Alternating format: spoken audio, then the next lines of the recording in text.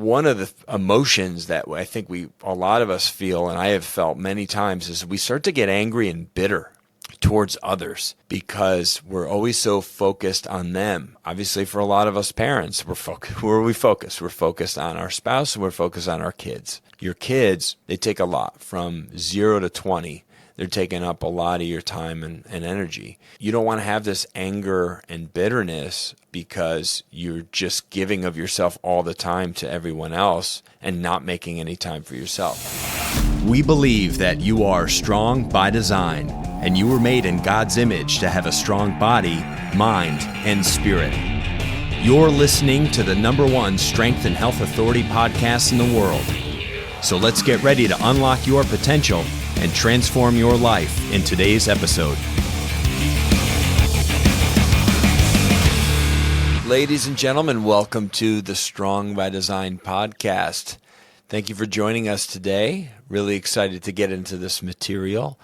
A special solo from yours truly, Coach Chris Wilson, today on a topic that I've been kind of tossing around in my brain for the last several weeks and months, and thought it was a very timely topic to tackle at the kind of the start of a new year, and how if we can get good at this one thing, how we're just going to be better for everybody else in our life that's counting on us. And ultimately, that's what this is about. This is being in service of yourself, so that you can better serve others in your life, your spouse, your significant other, your children, your family members and friends, your coworkers, the people that you're around on a regular basis. You'll be better for all of them if you're doing what you should be doing for yourself, making time for yourself and the things that are life-giving. And so I kind of wanted to run through this. Ultimately, what happens to you when you neglect yourself?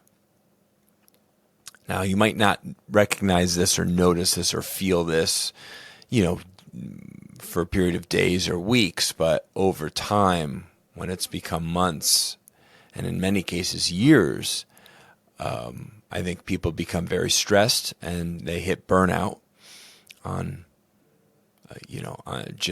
everyday things, everyday home, morning time rituals. They get burned out on those things. They get burned out on helping their children maybe with homework. They get burned out on running errands or doing household chores. They get burned out on being good neighbors. Like these things become exhausting rather than pleasurable or beneficial to you, your character. Every day we're supposed to live in gratitude, right? So, but if you're stressed and you're burned out, it's really hard to find that grateful gratitude mindset. It's nearly impossible to do that. So that's one really, really big hole in your life.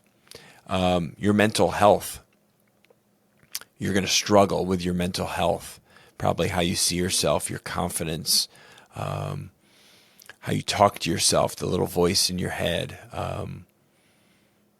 You're just going to have a very probably negative self-talk.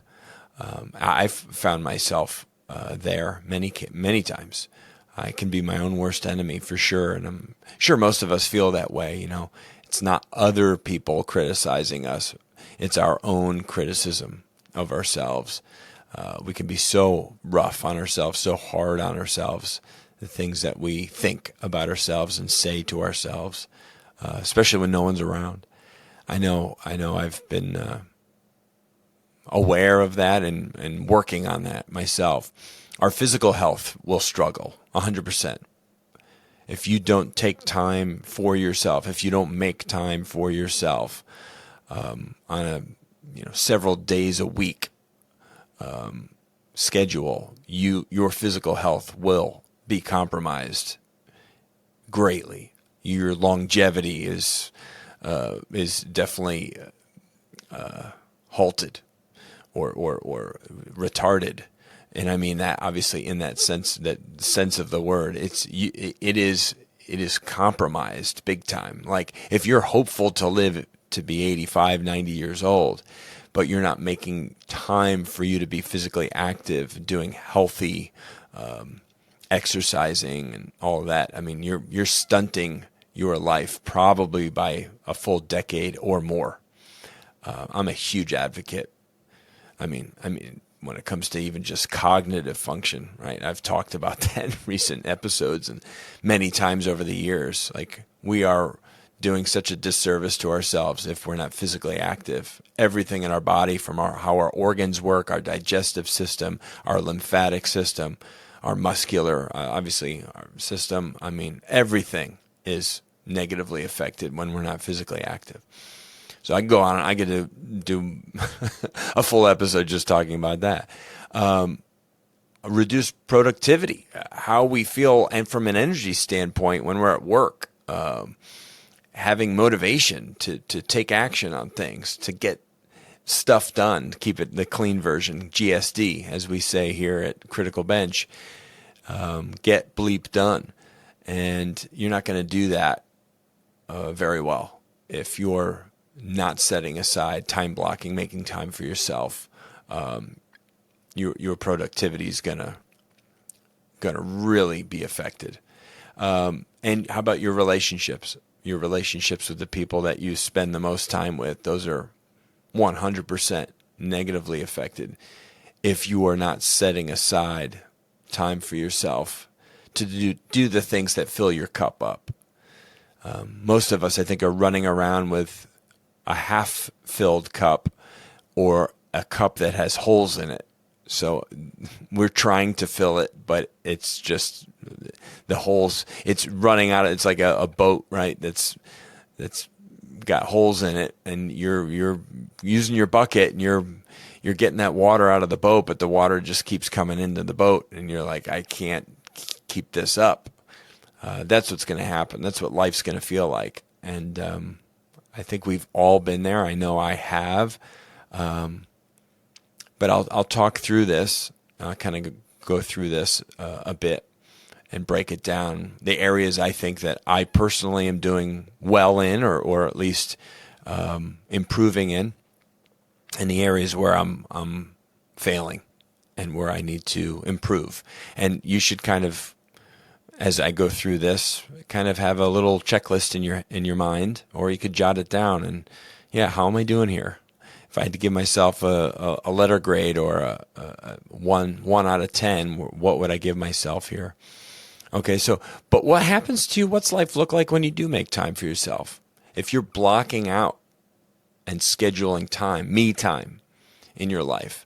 I mean, if you're diligent about it, like setting up a schedule for yourself on a daily or weekly basis, already you'll probably feel better just from a mental standpoint. Like you'll feel like some relief. Okay, I know on Monday I have this time to go be physically active, or do that hobby, or read, or pray, meditate, go for a walk. Like when you've scheduled those things in, I think you automatically are like, that time that's untouchable time. And I know people, very successful people that I've spoken to over the years, people I've learned a lot from, they're great at that. Oh my gosh, they're so good at it. They're so good at blocking off time, early morning oftentimes, but even end of the day stuff. Like there's after 5 o'clock, highly successful people will be like, no, I don't, that's it. That's family time now. Wherever I'm at. Now there are exceptions, but most times, most cases, most days, I get to a certain time in my day, and that time after that is untouchable. And they're really good about putting their phone away. And that's an area where my wife would agree. I struggle. And either bringing work home with me, or just it could be something just nonsense that I'm still like plugged in. I got to do a better job of like, leave the phone in the car or something when I first walk in the door and forget about it for a while. I can go out and get it later. So anyway, the time blocking and scheduling the me time, I think, is huge. Put it in a planner, put it in your phone, set an alarm. And you're only going to get good at that stuff when you do it consistently, at least for a month. If you could do it for a month, if you can challenge yourself to do it 30, even 40 days, you have a great chance at establishing it as a habit. And I mentioned, what are some of the things you could do, like from a mental clarity standpoint, mindfulness practices like meditation, prayer, deep breathing exercises. These are some things I've implemented here and there and tried. I haven't followed through greatly on some of these. This is an area I'd like to improve in, where I am doing good about my devotional time, Bible reading, devotional reading, prayer.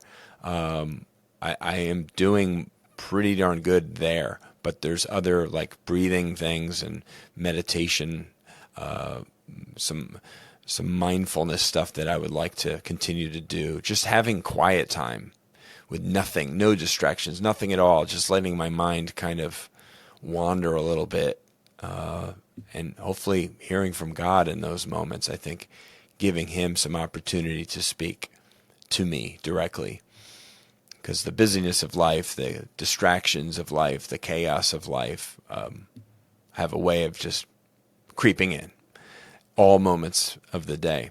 And creating healthy boundaries. This is, part of this time blocking thing is like, having those moments in certain days of the week or certain hours of the day, having these boundaries that other people are aware of. That's a real benefit to you, being able to say no to things, because it's just like, and them know, understanding, like, okay, yeah, I remember that. That's on Tuesdays in the morning, or at dinner, or he does half days on that day or whatever. Like that's a family day, or these are healthy boundaries, and we can establish these things. We just have to be willing to do it, and that's going to look different for everybody. From one person to the next, it's going to look different, but that's fine. What works for you? Some people are really good, maybe making Sunday kind of like that's their day, right? That's their church day, their family day. That's their home. They're not doing anything with friends. They're not doing anything, and maybe neighbors, maybe stuff that's like neighborhood would fall into that on a Sunday. But you're trying to just focus on those people in your life on that day. And so again, that looks different for everybody, but having those boundaries in place and others are aware of them will help for sure. And then, of course, you're engaging in regular activities, physical activity on a daily, weekly, monthly basis. I feel like every day we need to be walking. At least 3 times a week, you need to be doing some form of resistance or strength training. And I would even go one further and say you should try to attach yourself to some type of sport or physical activity that's fun with other people, connection stuff, playing tennis, playing softball, playing pickleball, I don't know, anything that's going jogging, going bike riding, right?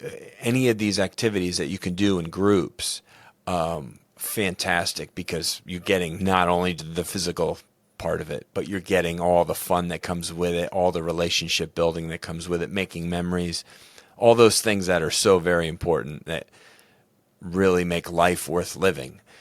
Doing something you enjoy with people you enjoy doing it with. Wow. I mean, I think back, just as a sidebar or memory, I think back when I was general manager of a tennis and fitness center for several years, and I really, really enjoyed that position. I was overseeing the personal training at this facility. I had my own clients still, and it was at a tennis and fitness center. So I had access to 7 tennis courts. We had 6 clay courts and 1 hard court.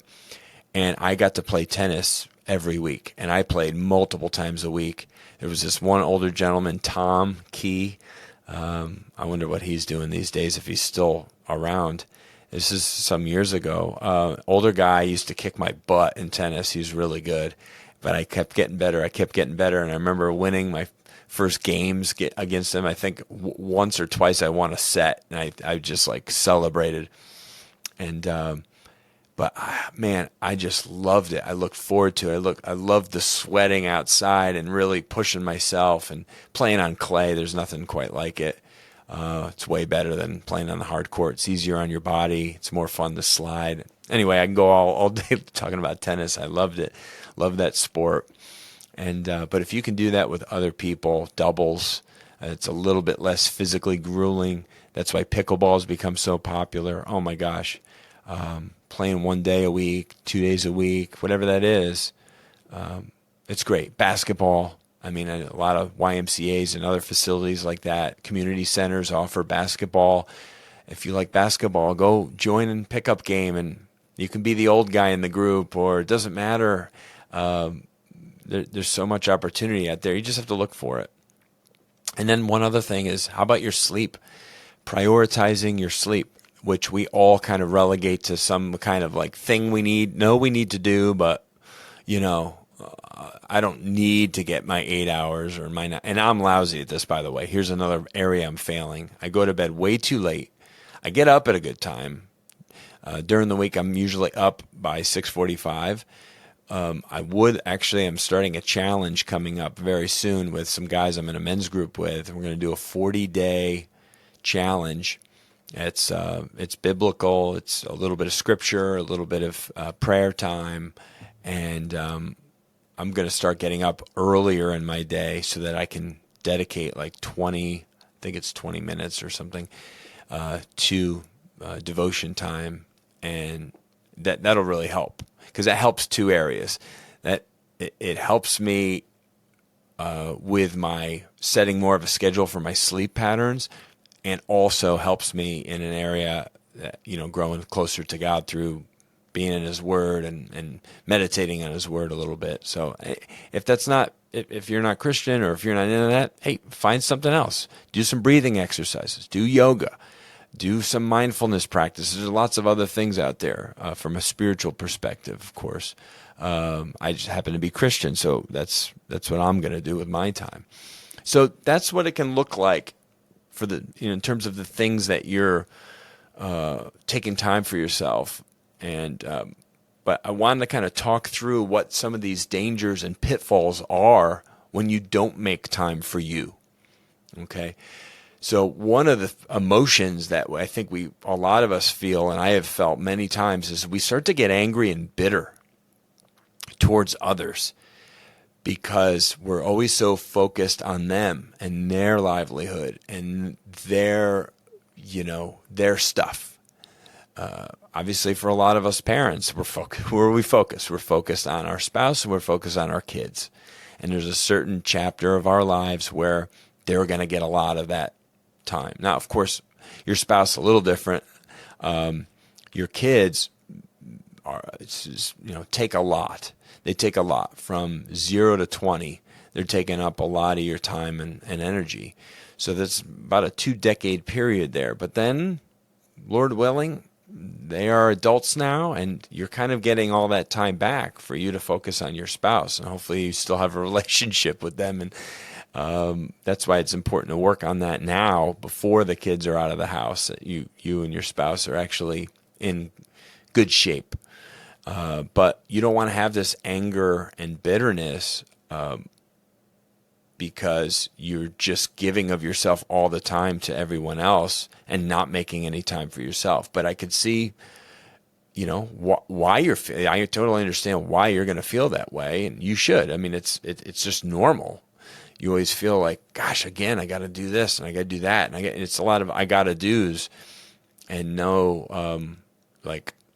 I look forward to doing this for this person because I already did some stuff for me. So that's we got to get past the blaming them for the lack of time for ourselves. Okay. And as I said earlier, we're always pouring in to all these other people and emptying out our own cup without replenishing it. Right. So we're always kind of coming from, it's like your phone. You charge your phone, it's at 10%. You charge it and it gets up to like 40%. But you only charge it for like 20 minutes. And it's not even half charged. So how long are you going to have that phone for the day without needing to plug it back in again? So maybe you plug it in again. When you're traveling, people understand this, right, from traveling, because you don't always have access to outlets and stuff. So like if you're flying and stuff. So if your phone's not fully charged to start the day, and you're always like trying to find 10-minute windows to like put a little bit more juice in your phone, that's what this can feel like. You're always just fighting to find opportunities to recharge, but it's hard, and you don't really get enough of a charge each time you do it. So maybe that's a good analogy. Maybe that kind of hits home with you a little bit more. Another thing is this. You're not tapping into, not giving yourself time to tap into things that bring you joy, true joy. We all need to have those things in our lives. And I think a lot of us feel like we've outgrown that chapter or something. Like that hobby's like, I did that when I was like a kid, or, in my 20s before I got married and had kids. So that's like an old me, but it doesn't mean that it has to die. You can't resurrect that. You can't bring that. I mean, here's one example for me. I grew up playing drums, and I really like playing drums. I was never like an excellent drummer. I was always like a hack drummer. I think I was okay. And I didn't really play officially in bands. I used to jam with friends. I used to play in some school functions and stuff. And I love it. Years ago, I sold my drum kit. I mean, it's been over 10 years. Probably been closer to 12 or 13 years ago. I sold my drum set. So I've not played officially on a drum set in a very long time. I'm now a tapper on my steering wheel when I drive kind of drummer. But I still feel like I have rhythm, and if I sat down on a drum set, I could still play, but I'd be rusty as all get out for a while. But when the time is right, I would love to get just a nice simple drum kit again and set it up and actually be able to sit and play. Maybe once a week, a few times a month, whatever that looks like. But I know how much joy that would give me to put like some headphones on and play some music that I really like. That would bring me great joy. I smile just thinking about it, but I don't know that I'm there yet in the house we're in and the other things that we need to be doing. So space and money, obviously are factors there, but I'd like to get back to doing that. So what's that thing for you? If it's not playing an instrument, is it painting? Is it drawing? Is it a physical activity of some kind, something crafty? Whatever that is, it's you should tap back into that, man, and find that joy. I have other things that bring me joy, thankfully, but that's one thing for sure. Music brings me great joy, and I do make time to go and watch some friends perform who play in bands, or go and see live music. So it's kind of on the same level, but it's still not me playing an instrument. So, but find what that is. Make a list of some of those things you'd like to bring back to life, to resurrect, to resuscitate in your life. Because living with regret or the frustration of not doing that thing, waking up one day when you're 70 and being like, my God, I loved that and I didn't do it for 50 years. But the cool thing is, it just takes one crack at it. If you haven't done it, but then you go and do it and you're like, wow, that was awesome. That was so much fun. Start doing it again. It's never too late, as they say. So follow through on those joys and those dreams that you've had for yourself. There's no sense in letting those die. Again, the health consequences, like I said, how dangerous is this to not make time for yourself? From a health perspective, there's tremendous negative implications for your health. Your stress, right? It's never good to live in a stressed kind of state where you're breathing up here, shallow breathing, your heart's racing, you're always in a hurry, in a rush, feeling that you don't have time, you're exhausted, all of these things, not good. Creatively, you're dead. You're not able to really be creative, because when you're in that state, it's really hard to just breathe and relax and tap into your creativity. Your physical health, not being physically active, is going to lead to all of these other kind of health, how your organs function, right? How your gut is, your gut health, huge. If you're not taking care of your eating habits, eating good nutritious foods, is going to affect how you think, how you feel.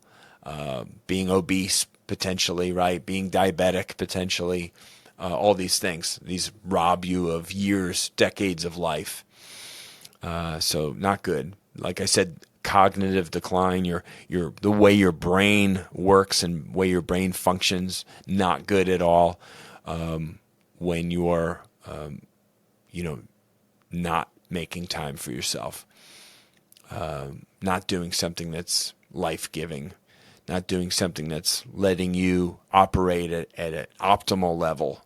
Everything's hazy, everything's foggy, everything's cloudy, everything's kind of, you see everything, through a clouded lens, I feel like.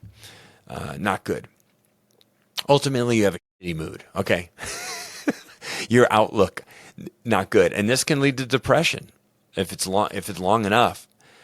Some people might get there quicker than others, but I mean, it might take a while for you to get depressed. If you're not there and you're just but you're thinking like, geez, if I stay like this much longer, I'm gonna be. That's not a good place to be. And this all greatly affects our overall health and how long we're going to be on this planet in this life. So, a thing to remember here is that it's not selfish. And that's where I think a lot of people struggle, especially the ladies, because women, mothers especially, oh my gosh, all they do is give of themselves to their children, to their husbands. They're so giving. Most cases, not always, but most cases. I think of my mother, and just always giving, never taking time for herself, always running around serving others. And luckily, as she got older, I mean, she was doing a good job of making time for herself with her husband, my stepfather, to go do things and be around her grandchildren and travel. And I think she was a pretty happy lady. But it's not selfish to take time for yourself. It's just not. To do an activity, to do a hobby, a task, a to-do around the house that makes you feel good, painting or fixing something if you're handy. That can be, I know a lot of people that are really handy, crafty, and they really get great pleasure from fixing things up around their house or making something look really nice that they take great pride in. That's powerful, man. It's good on you and it's good for everybody else. So it's not selfish. It's not selfish. Give yourself that time. You gotta schedule it in, right? So this comes down to, I think, creating a list of these things that you would like to do more of. When you do make this time for yourself, what are you filling it with? What are you filling it with? And maybe make a list. Maybe put 10 things down. I think 10 is always a good number for a lot of things in life. But there's probably 10 things in your life that, from hobbies, to physical things, to maybe reading more, to being more spiritual, whatever. I'm sure you could come up with a pretty quick list of 10 things. Then prioritize them from most important to least. And then what's it look like, and how you can insert those things into your day, into your week, into your month. Maybe there's certain things on that list that maybe is once a month activity or a once a month thing. There might be things that are daily, and then there might be things that are weekly. I think that's maybe a good take that into consideration when you prioritize them, right? I would say the things daily would be at the top of the list, right? If it's really important, then you probably want to do it daily. And if it's moderately important, it should probably be a weekly thing or even a few times a week thing. And then if it's, a little lower, but still something that you'd like to do, maybe it's something, one thing around the house that you want to fix or do around the house, whether that's paint a room or do an update in your kitchen, right? Or, replace something, do something, a new piece of furniture or, whatever that is. It can be anything. Maybe that's a once a month kind of thing, but the exercise thing, the exercise component is more of a daily thing. Or again, could be reading, could be breath work, could be in the Bible. It could be, how about this? Working on relationships, right? Who are the people that I need to call more, text more, write more, whatever that is, and put people on the list. Here are the people that are important to me. How can I do a better job of staying in contact with them? Some people you love, they're bad at reaching out to you, but you love them. So if you're going to love them right, you got to do the work and reach out to them. Don't let the relationship just dissolve because you're both stubborn and, they haven't reached out to me. That's stupid. If you love somebody, reach out to them, tell them, just say, hey man, just thinking about you. I love you. We got to catch up. Easy enough. In fact, as I said that, I just thought of a buddy of mine that I need to send him. I'm in a group chat with him, but I haven't reached out to him independent or on a side from that group chat. And I feel like I got to do that because we haven't connected in a good way in a while. And so I'm going to do that right after I finish recording this. So who's that in your life? Create a list of people. We're not going to get anywhere in life if we don't plan a little bit and have action steps in that plan. So what are those things that are most important? Prioritize them. And then who are the people, right, that we need to maybe do a better job of keeping in touch with and staying, being better friends, being a better sibling. I can think of being a better coworker, whatever that is. So I can think of a lot of things. I'm sure your mind's probably racing as mine is. But if we don't put in the work, if we don't find the time for ourselves, we're going to have massive regret later in life. All the potential is there. And if we just keep waking up and going to bed, waking up and going to bed and running on that hamster wheel and don't ever do anything about it, decades will fly by and we're going to just be sitting there looking at ourselves going, man, look, I got old and I look at all these things I didn't do. Look at all these people I didn't stay in touch with. And you don't want to feel like it's too late, right? So don't let it happen. Don't let it happen. GSD. Get done. Get it done. Do something today about it. It only takes one little thing to really, one domino to kind of get them all going. So I hope this was encouraging, this message. It's coming from the heart. Again, I had some notes here I wrote for myself, but I was really just trying to get it out, this message out to you as best I could. And I hope something that I said resonates with you. And there's a person or an activity, or you should be left feeling something right now or thinking on something.